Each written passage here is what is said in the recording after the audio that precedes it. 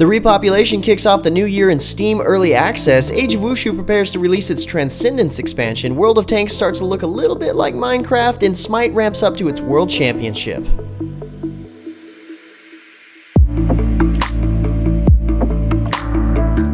What's happening, guys? James Blonde here with MMOHuts.com with another super quick mini weekly recap for MMO news and announcements for the second holiday week ending January 5th, 2015. And first off, I'd like to say Happy New Year's, guys. Hopefully this year starts off awesome, and I'm pretty sure it will. We've got PAX South, the first one ever, kicking off in my hometown of San Antonio, Texas this month on the 23rd through the 25th. I'm super excited. I'm definitely going to be there.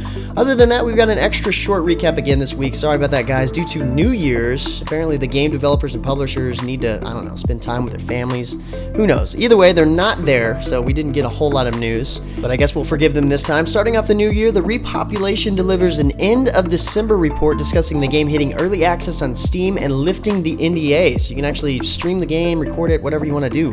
But as of now, the developers have raised just below $50,000 to put towards the development of the game, and according to their official news release, their Steam Early Access program is going quite well, and seeing that it is early access, there is in fact a buy-in price, and just like a lot of games we've seen do this, the Repopulation will end up being free to play once the game has released, or at least goes into open beta anyway. The most recent updates to the game have been bug fixes, seeing that there has been a lot more eyes on the project from early access, and along with these bug fixes, they've started to test the auto detection systems for botting, which is great because you want to start that early on. Besides that, they've introduced and changed plenty of other components along the lines of combat, audio and graphics settings, engagements, and so much more. I've been looking forward to trying this game out for several years now, and hopefully soon I'll be able to hop in and finally take a look. In a similar manner, Jagex released a new video featuring news and updates coming to Runescape this month. First off, they plan to introduce the biggest individual launch of new pets they've ever made in the history of the game. 26 miniature versions of the game's most dangerous and difficult bosses are about to be dropped as pets after players defeat the larger equivalent of each of the corresponding bosses, which is a really cool collection system, honestly. They're all considered rare drops, and this idea came about from player feedback, so the community basically made this happen. And speaking of rare drops, they also have a drop table reworked plan. Soon some of the old and weird drops will be replaced with a lot newer and more useful items, which is always good, of course. The main update coming this month, though, is a huge expansion of the player-owned ports, giving players the ability to send voyages out without actually needing to return to their particular ports. Not to mention they've introduced 3 new adventures and plenty of building upgrades for the port itself. So it looks like there's lots of stuff coming to RuneScape this month, so be sure to check out the latest update video from RuneScape or the official news post from the links in the description below. Next up, the latest expansion to Age of Wushu is set to officially launch on Wednesday, January 14th. The Transcendence update, as they call it, brings in the 5th level of inner skill, new instances, areas, and systems centered around the traditional themes of fate, loyalty, and conspiracy. Another major add-on for this expansion are the 3 new forbidden instances being introduced: the Hell King's Dungeon, the Jin Ling Incident, and the Qian Ding Crisis.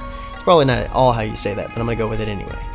So running through those should be fun with the new skills you can obtain with the new high-level manuals also being introduced. Not a very big expansion if you ask me, but still an expansion nonetheless.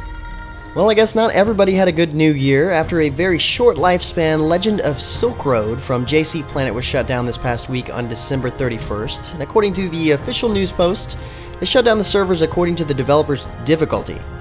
Whatever that means. I guess it could mean a lot of things, honestly.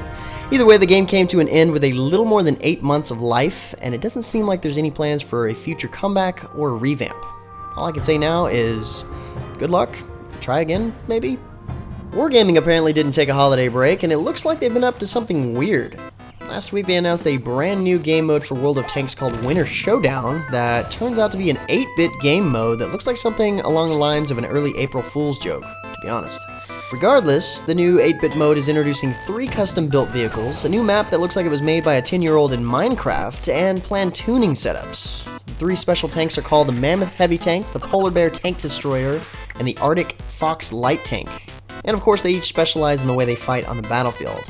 Now, to complete these vehicles, there are special gold rounds that you can obtain that can be used to heal allies. Keeps it interesting.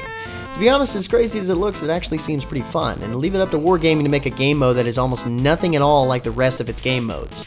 Either way, you can expect to see the new Winter Showdown start up for North America and Europe on January 26th.